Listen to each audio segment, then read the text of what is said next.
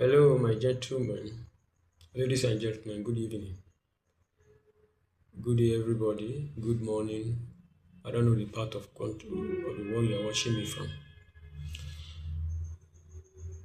but all I want to say goes straight to my northern brother, most especially Hausa communities in the northern part of the country, Nigeria. I'm not saying this because I want to cause a conflict, but we have to reflect on what is on the ground. Look at the north today. Majority of the children in the north are not going to school due to the insecurity one, and another thing again is the ideology of becoming beggar. You born children without taking care of them and send them to the street to be begging. It's one of the things that I want to say. Though one of the popular activists came up to say the northern part of the country is holding Nigeria back, of which many northern youth, social media user, flood into his social media page, accusing him of whatever. I don't know. But you that is watching me today, please take a deep breath and think over what is happening.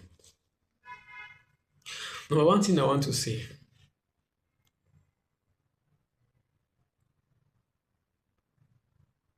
we have grown up to know that Hausa and Fulani are brother. But look at it in this way.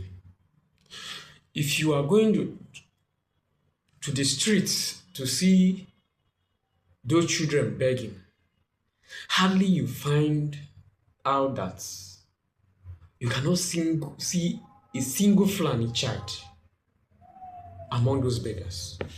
Hardly you find. Hardly you see any one of them begging on the street. Why? Why is it like that?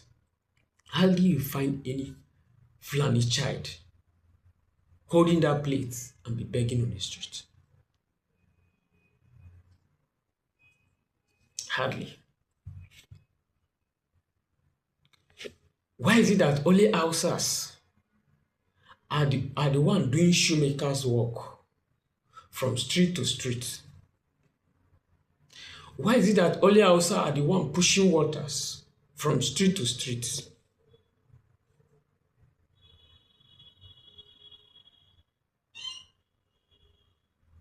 You hardly find Fulani boy be moving from street to street in the name of doing shoemaker. You hardly see a Fulani boys from street to street in the name of cutting nails. Very rare. You hardly find any one of them. Why is it that only Hausas are the one suffering this thing? It's because the politicians have made it so for them to continue suffering.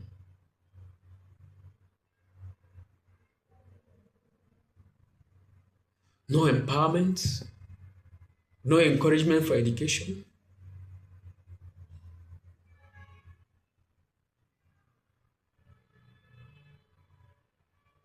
Or in the name of religion, ideology of begging.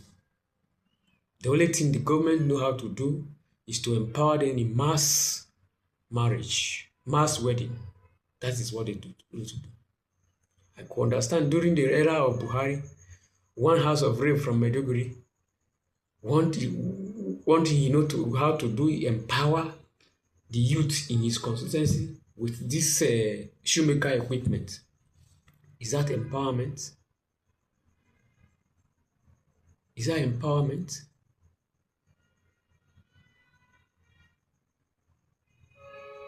Then we are trying to enlighten you people. No, no, no, have to. Hausa, most especially Hausa community, they have to wake up from these slumbers. Why is it that the Hausas, the whole chief, if you go any community now, most of the chief, ruler chief are Fulanis. Most of the community chief are Fulanis. Most of the government house governors are Fulani controlling everybody. Why the Hausas are suffering from state to state, moving here and there. Please wise up. Time has come for you to wise up. You guys have known that the Fulani are a major problem that we have in history. I'm not saying this thing to cause confusion.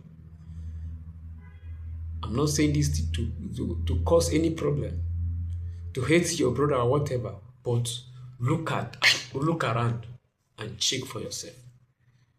If you cannot see, you heard. If you cannot hear, you see.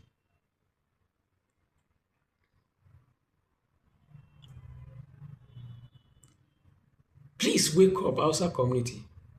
Wake up from your slumber. You guys have been keeping quiet for so long. How long are we going to continue this way? Now you cannot go farm. Most of the community pay taxes to security, to bandits before they go to their farm. You hardly see bandits attack Fulani community. Hardly.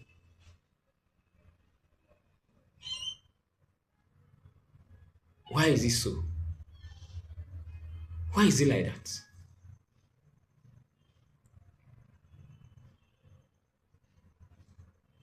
It is high time the Hausas to call themselves and enlighten themselves on the matter that is on the ground. If not, the way things are going, you people will continue to suffer. If we will continue to suffer, the world is enough for the wise. The world is enough for the wise. Thank you all.